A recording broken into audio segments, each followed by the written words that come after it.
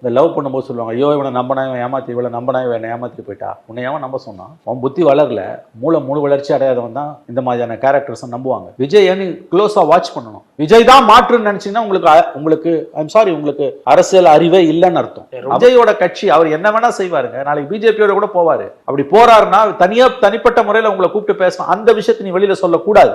விஜய் பிஜேபியோட போனா நீ 1000 விமர்சனம் பண்ணு, மட்ட கிழிச்சு கூட ஏறி விஜய நார விஜயை கிழித்து நீங்கள் பேசு, தப்பு இல்ல. ஆனா அந்த 15 நிமிஷம் உங்களுக்கும் அவருக்குமான விஷயம் இருக்குல்ல, உரையாடல், அதுல ஒரு துளிய கூட நீ வெளியில கூடாது. துரோகத்துல எல்லாம் பெரிய துரோகம் நம்பிக்கை துரோகம். முதல் விஷயம், விஜய்க்கும் உங்களுக்கும் 15 நிமிட சந்திப்பு என்பது உங்க 2 பேருக்கு இடையில் உள்ள விஷயம். அது ஒரு புனிதமான விஷயம். நீங்க சொல்றது விஜய் கேட்கிறாரு கேட்கல அது வேற. ஆனா அதை பொது வெளியில வைக்கிற மாதிரியான ஒரு ரொம்ப மலிவான, ரொம்ப கண்ணியமான பேசுறேன், நிறுத்திக்கிறேன். அதோட உண்மையான பத்திரிகையாளன் இப்படி பிஹேவ் பண்ண மாட்டான். ஒரு நம்பிக்கையில விஜய் உங்களை கூப்பிட்டு பேசுறாரு. விஜய் கிட்ட 1000 குறைகள் இருக்கலாம், 1000 கோளாறுகள் இருக்கலாம்.